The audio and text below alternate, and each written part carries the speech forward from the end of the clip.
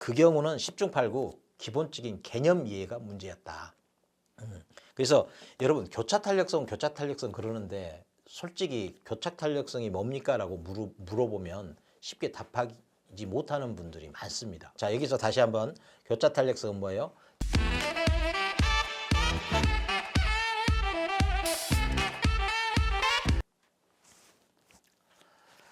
안녕하세요. 헬파고 가족 여러분. 라이브로는 조금 한 2주 여러분을 못 뵙고 대신 녹화 영상을 좀 띄웠었는데요. 좀 사정 좋은 사정이긴 하네요. 좋은 플랫폼에서 좀 비옥컨대 입점하라고 그래서 좀 그쪽에 좀 에너지 집중하느라고 좀 그런 형편이었습니다. 네. 여튼 다시 돌아왔습니다. 여러분도 참 변함없이 이렇게 라이브에 와 주셔서 너무 고맙습니다. 예. 여러분 어떠세요? 요즘 공부하시는 게 진도가 좀 튼실하게 차곡차곡 그렇게 나아가고 있는지 모르겠습니다. 여러분 지난 라이브까지 해서 우리가 계산 문제 계속 풀었었죠. 그게 36회 계산 문제들이었고요. 부동산학개론 계산 문제. 나중에는 이제 꼭 계산 문제가 부동산학개론만 관련되는 게 아니라 공법에도 몇 가지가 있죠. 출몰하는 계산 문제. 그리고 세법의 경우에도 계산 문제가 출몰합니다. 이제 그런 것까지 몇 개 안 되니까 함께 아우를 수 있는 그런 전략을 좀 수립해 보도록 하겠습니다. 여튼 급한 것은 부동산학 개론 계산 문제니까 오늘은요, 여러분 35회 기출 문제로 넘어가서 36회를 풀었으니까 그 36회 문제와 좀 비교도 하면서 그렇게 좀 풀 수 있기를 바랍니다. 여러분 저 화면 보시면 35회 문제는 이 9번 문제부터 계산 문제가 나타났네요. 예. 그리고 보면 여러분 이 탄력성 문제라는 걸 금세 얼른 봐서도 알 수가 있죠. 근데 여기에는 지금 탄력성도 가격 탄력성 나오는데 이 교차 탄력성이라는 게 나와요. 교차 탄력성. 이 교차 탄력성이 뭐냐 하는 걸 먼저 아는 게 중요하다. 이거죠. 여러분, 이 교차 탄력성, 제가 늘 말씀드리지만 계산 문제를 푼다는 것은 일단 개념에서 출발하는 거고 그 개념으로 푸는 거예요. 공식으로 푸는 게 아닙니다, 여러분. 이 공식이라고 할 만한 걸 굳이 말하자면 그건 이미 여러분의 여러분 체화돼 있어요. 산수를 했고 또 수학을 했고 사칙연산 했단 말이에요. 또 아주 기본적인 1차 방정식 풀 줄 알고 그러면 되는 겁니다. 그러니까 굳이 공식이라고 하면 그걸 공식이라고 해야 될 텐데 그런 걸 제외하면 다 개념으로 시작해서 개념으로 푸는 거다. 이 점을 꼭 유념하시기 바랍니다. 많은 현란한 공식들을 들이대면서 이런 문제는 이 공식으로요. 이런 문제는 이렇게요. 심지어 간단한 팁이라고 하면서 알려주는 것조차도 공식화해서 그래서 그것마저도 암기해야 되는, 안 그래도 암기할 거리들이 너무 많아서 정말 감당하기 어려운데 그런 것까지 암기하라고 하면 정말 힘들죠. 몸도 힘들고 마음도 힘들고 그렇습니다. 근데 여러분 아시잖아요. 혈파고는 좀 그런 짐들을 많이 덜어드리고 싶다. 또 그럴 방법이 있다. 이런 말씀을 드리잖아요. 지금 교차 탄력성에 대한 개념을 이해하면 이 문제도 쉽게 풀릴 수 있다라는 겁니다. 교차 탄력성이라는 게 뭐냐면 여기 보면요. 여러분 여기 수요의 가격 탄력성 이런 표현은 너무나 익숙하죠. 지난번에 말씀드렸기도 했습니다. 수요의 탄력성인데 수요의 가격 탄력성이다. 다시 한번요. 수요의 탄력성인데 그냥 탄력성이 아니고 수요의 가격 탄력성이다. 이렇게 되면 그게 무슨 뜻이라고요? 수요가 변하긴 변한다. 탄력을 받는다. 자극이 뭐라고요? 가격이다. 이 뜻이라고 말씀드렸습니다. 그러니까 어떤 자극이 들어가고 그에 대한 반응이냐. 그래서 그런 점을 이해를 이미 하고 계실 거고 지금은 교차 탄력성이라는 거 아닙니까? 교차 탄력성. 자, 수요의 가격 탄력성은 특정 이 재화, 특정 재화가 있어요. 아파트면 아파트. 여기서는 오피스텔하고 소형 아파트 이렇게 나왔잖아요.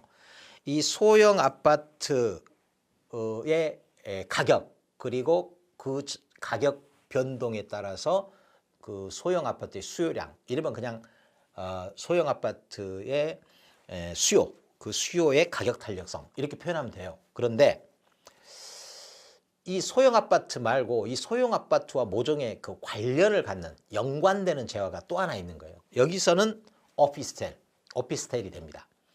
이 오피스텔의 가격이, 그러니까 소형 아파트의 가격이 아니라 이 오피스텔의 가격이 소형 아파트에, 그러니까 소형 아파트가 있어요. 그것의 가격 탄력성이 있어요. 그런데 소형 아파트 옆에 뭐가 있어요? 오피스텔이 있어요. 그런데 이 오피스텔의 가격 변화가 결과적으로 이 소형 아파트의 수요량을 건드린다. 영향을 준다. 요걸 교차 탄력성이라고 합니다. 그러니까 오피스텔 가격에 대한 오피스텔 가격이 움직여요. 그것에 대한 소형 아파트. 그래서 교차가 되는 거예요. 그러니까 오피스텔의 가격이 변하고 그 오피스텔의 수요량이 변하면 그거는 그냥 오피스텔의 가격 탄력성이라고 하면 되죠. 오피스텔 수요의 가격 탄력성 이렇게 표현하면 되잖아요. 그런데 그 오피스텔 가격 변화가 결과적으로 소형 아파트 수요량에 변화를 미친다. 어느 정도냐? 그 탄력성이 어느 정도냐 할 때는 교차 탄력성이라고 하는 겁니다. 그러니까 직접적인 가격에 의한 직접 영향이 있고 다른 연관 재화에 의한 간접 영향이 있고 이 둘이 합해지면 결국 이 소형 아파트의 최종적인 이 변동이 생기겠죠. 지금 이걸 묻는 겁니다. 그 점에 주목을 하고 이미 이해하고 접근을 해야 이 문제가 풀리지 그 용어 대 용어로 문자 대 문자로 이런 건 이렇게 풀어 하면서 온갖 현란한 공식을 외워봐야 허망해져요. 그런 거 외워봐야 시험 직면에서는 그 현장에서는 허망하게 무너집니다. 그렇지 않아도 시간도 없는데 이런 문제 풀 겨를이 없어요. 그러니 흔들림 없는 탄탄한 암기가 거의 없는, 암기할 필요가 거의 없는 그냥 개념에서 출발해서 개념으로 끝나는 방식. 그 방식으로 계산 문제는 풀어야 된다. 이게 혈파고식 방식이라고 할 수가 있죠. 자, 그러면 또 한번 여기서 짚어볼 게 있습니다. 자, 일단 재화는 두 가지가 나와요. 소형 아파트, 그 다음에 오피스텔. 하나는 그 소형 아파트 그 자체의 가격 때문에 오는 수요의 변화. 그건 소형 아파트 수요의 가격 탄력성 이렇게 되는 거고요. 이제 오피스텔이 등장하면서 오피스텔 가격이 결국 그 오피스텔 자체가 아니라 소형 아파트의 수요에 영향을 미친다. 그건 교차 탄력성이라고 한다. 그 값이 0.9와 0.5로 주어져 있네요. 자, 그러면서 소형 아파트 가격 2% 상승했네요. 그 다음에 오피스텔 가격 5% 상승했네요. 이겁니다. 소형 아파트 가격이 있고 오피스텔 가격이 있어요. 소형 아파트 자체의 가격이 소형 아파트 수요량에 영향을 미치면 그거는 소형 아파트 수요의 가격 탄력성이고 오피스텔의 가격이 소형 아파트 수요량에 영향을 미치면 그거는 교차 탄력성이다. 이렇게 이해하시면 되는 겁니다. 자, A 지역 소형 아파트 수요량의 전체 변화율 요게 이제 묻는 거잖아요. 전체 변화율. 자, 한 가지는 소형 아파트 자체의 가격 변화 때문에 수요량의 변화가 있고 무엇에? 소형 아파트에. 또 하나는 오피스텔 가격 변화 때문에 오는 무엇에? 소형 아파트의 수요량 변화. 이 점을 정확히 짚으셔야 돼. 그래야 교차 탄력성의 의미가 선명해지고요. 그게 선명할 때 이런 류의 문제는 쉽게 풀리는 거예요. 자, 그런데 여기 단서를 한번 볼까요? 이런 단서는 좀 의미가 큽니다. 소형 아파트와 오피스텔 모두 정상제라네요. 예. 그 정상적이라는 거예요. 이 가격과 수요량 사이에 어떤 상태가 미쳐 있는 상태가 아니고 정상적이라는 거예요. 가격이 오르면 수요는 떨어지고 가격이 내리면 수요가 올라간다. 매우 정상적이라는 뜻이에요. 가격이 올랐는데 수요가 같이 뛴다? 이건 비정상이요. 미쳐 있는 거죠. 그렇게 이해하시는 거예요. 정상제다. 정상제. 서로 대체적인 관계다. 정상제이고 대체적이다. 대체적이라는 게 무슨 뜻입니까? 여러분 다 이게 그 용어의 이해, 개념 이해인 겁니다. 대체제라는 건 이겁니다. 이게 없으면 대신 이거. 이게 없으면 대신 이거. 이런 거예요. 그러니까 이 소형 아파트의 수요가 많아지면 대신 이 오피스텔 수요는 준다는 거예요. 그러니까 둘 중 하나 그 택일하는 그런 시장이라는 거죠. 얘를 많이 찾으면 그만큼 얘는 덜 찾는 거고 얘를 또 많이 찾으면 얘는 또 덜 찾는 거고 이게 대체제라는 겁니다. 서로 대체하고 있다. 그래서 대체제라고 하는 거죠. 그러니까 이거를 문자적으로 암기하고 그 문자적인 암기에 근거해서 공식을 또 암기하고 그러고 그 공식을 기계적으로 또는 문자적으로 대입하고 이래 가지고는 확실한 계산 문제 득점이 어렵다. 소위 혈파고식 풀이라야 견디고 감당할 수 있다. 견뎌내고 감당할 수 있다. 이런 말씀 다시 한번 드립니다. 자, 여기 한번 또 볼래요. 노파심에서 다시 한번 말씀드리는데 여러분 시험 볼 때는 몇 초 컷으로 풀어야 하지만 시험 보기 전에 시험을 준비하는 상황에서는 따질 것 다 따져봐야 됩니다. 그러면 어떻게 된다고요? 미리 따질 걸 다 따졌기 때문에 시험 볼 때는 엉뚱한 생각들이 안 나요. 근데 시험 준비하는 상황에서도 미처 따지지 못한 것들 그런 것들은 시험 볼 때 문득문득 떠오르면서 그게 여러분의 덜미를 잡습니다. 그러니까 아니 시험 보기 전에 이렇게 찬찬히 풀어서 시험 볼 때는 과연 풀 수 있을까? 제발 그런 걱정은 놓아두세요. 제가 늘 말씀드리잖아요. 길게 충분히 시간을 두고 풀면 시험 볼 때는 짧아진다. 반비례. 시험 보기 전에 짧게 공부하잖아요. 마치 그 시험 보듯이 봐야 한다 하면서. 그러면 시험 볼 때 더 길어집니다. 왜? 떠오르지 않았던 생각까지 떠오르기 시작하니까. 이거 굉장한 의미심장한 아이러니입니다. 예. 기억하세요. 제발 좀. 자, 여기 보면 절대값으로 나타낸다. 이 말이 왜 필요했을까요? 수요의 가격 탄력성은 절대값으로 나타낸다. 이 말이 왜 필요했을까요? 여러분 방금 전에 이미 말씀드렸어요. 이 가격이 오르면 수요는 떨어지죠. 이건 지금 어떻게 반비례죠. 그러니까 사실은 플러스 마이너스로 표시하면 이 탄력성은 마이너스 탄력성입니다. 거꾸로 가격이 오를 때 함께 수요도 오르는 이건 비정상이긴 하지만 그런 게 있다면 그 경우는 어떻게 돼요? 탄력성이 플러스인 거죠. 비례인 거죠. 지금 여기서 이 말을 하고 있는 거예요. 절대값으로 나타냅니다 했으니까 방향은 말 안 했고 나는 크기만 말했다 이런 뜻이에요. 그러니까 수요의 가격 탄력성 0.9라고 하는 건 방향은 생략한 거야. 그냥 크기만 0.9라는 거예요. 근데 실제로는 어떻게 됐겠어요? 가격이 오르면 0.9 정도로 수요는 떨어졌겠죠. 마이너스였겠죠. 근데 교차 탄력성은 한번 보세요. 이 대체제라고 했으니까 이 그 소형 아파트 수요가 늘어나면 대체제인 오피스텔은 수요가 어떻게 되겠어요? 줄겠죠. 수요가 줄면 가격은 어떻게 돼요? 수요가 줄면 가격은 수요가 줄면 찾는 사람이 없다는 거잖아요. 찾는 사람이 없으니까 어떻게 돼요? 가격은 떨어지겠죠. 가격이 떨어지니까 이 가격이 낮은 이 재화를 선택하겠죠. 그래서 이런 관계. 그러니까 이 소형 아파트만 두고 보면은 가격이 오르면 떨어지지만 이게 이제 오피스텔을 끼워서 생각을 해보면 소형 아파트 가격이 오르면 수요는 떨어지겠죠. 이 수요가 떨어지는 대신 오피스텔로 옮겨가겠죠. 수요가. 그 수요가 늘면 어때요? 가격은 또 뛰겠죠. 그러니까 이 결과적으로 보면 같은 방향으로 같은 방향이라는 건 뭐예요? 탄력성이 플러스가 된다는 뜻이죠.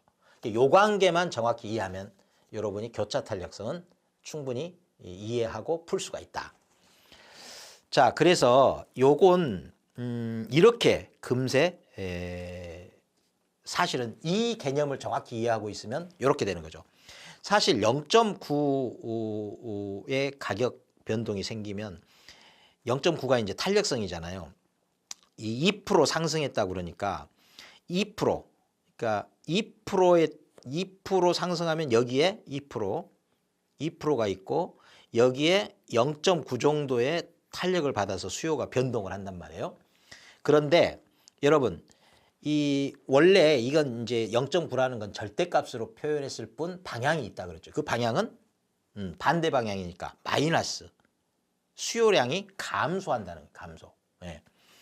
그래서 결과적으로 요거는 마이너스 1.8 이렇게 되는 거죠. 마이너스 1.8%.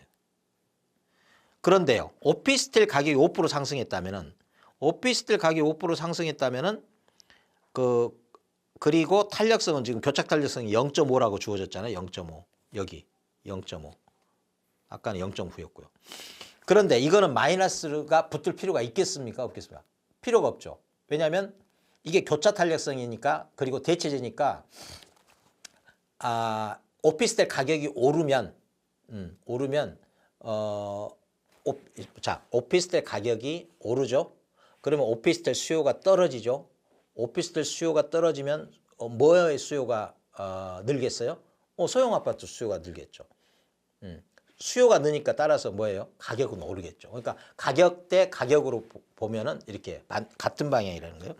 자, 이렇게 해서 요거는 이제 플러스가 된다는 걸 알 수가 있어요. 자, 그러면은 요거는 얼마가 나옵니까? 2.5 나오네. 2.5%. 자, 결과적으로 소형 아파트 가격 때문에는 마이너스 1.8%. 그리고 오피스텔의 교차 영향을 받아서 그 수요량은 2.5%.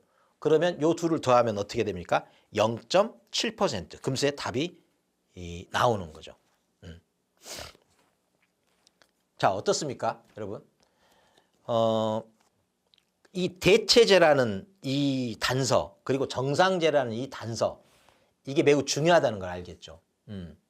그래서 이 단서 때문에 오피스텔 가격이 오르면 결과적으로 소형 아파트 수요는 어떻게 된다?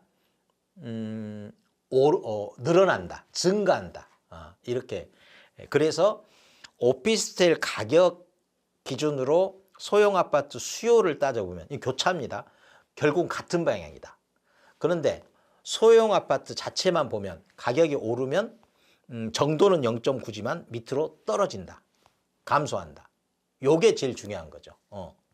그래서 이거 지금 공식 아닙니다. 공식으로 받아들일 수 없습니다. 이건 그냥 이해하는 거고 그 이해한 즉시 아주 간단한 계산에 의해서 심지어 계산기 필요도 없을 정도로 간단한 계산에 의해서 답은 구할 수 있다. 그러니까 9번 같은 경우 아마 그 35회 때 수험생들이 의외로 까다롭다 하고 포기하는, 물론 계산 문제 자체는 온통 그냥 올패스하는 분들도 계시지만 혹여 풀어보려는 마음을 가졌다가도 쉽게 흔들려서 결국 그 득점으로 이어질 수 없었던 그런 경우도 좀 있었을 거예요. 그 경우는 10중 8구 기본적인 개념 이해가 문제였다. 그래서 여러분 교차 탄력성 그러는데 솔직히 교차 탄력성이 뭡니까? 라고 물어보면 쉽게 답하지 못하는 분들이 많습니다. 의외로. 예. 자, 여기서 다시 한번 교차 탄력성은 뭐예요? 재화 A가 있어요. 재화 B가 있어요. 재화 A가 가격이 변동이 생겨요. 그런데 그 결과 재화 B의 수요가 변화가 있다. 이렇게 재화 하나만 가지고 가격 대비 수요량의 변화를 따지는 게 아니라 재화 하나가 있고 또 다른 연관 재화가 있고 요 둘 사이에 이렇게 교차가 되면서 그래서 교차 탄력성이에요. 그래서 이쪽의 가격 변화가 이쪽의 수요. 그러니까 사실 이 문제는 지금 종합적으로는 이 소형 아파트의 수요량 변화를 묻고 있어요. 그런데 하나는 이것 자체의 가격 때문에 변하는 양이 있고 또 하나는 이 오피스텔 가격 변화 때문에 교차해서 영향을 받는 게 있고 이런 뜻입니다. 그런데 하나는 정상재이기 때문에 마이너스로 변화를 갖는 거고 하나는 이 대체재라는 이유 때문에 플러스로 영향을 받는 거고 그래서 요 마이너스와 플러스가 합해지면 최종 여기서 표현하면 전체 변화율 이렇게 되는 거죠. 네. 자, 뭐 여러분이나 저나 그 라이브 한 2주 건너뛰고 다시 만나다 보니까 저도 좀 느낌이 그 2주 전만큼은 안 되는 것 같은데 워밍업 좀 한 듯 하니까 여러분 잠깐 한 5분 정도 쉬었다가 또 연이어서 하겠습니다. 여러분 방금 전에 그 교차 탄력성을 염두에 두시고 한번 문제 여러분 늘 말씀드려요. 계산 문제 풀이는 문제 자체를 이해하는 게 시작이요 끝이다. 요즘 다시 한번 말씀드리겠고요. 쉬는 시간 뭐 볼일을 보시든지 이 문제를 이해하는 노력을 다시 한번 해보시기 바랍니다.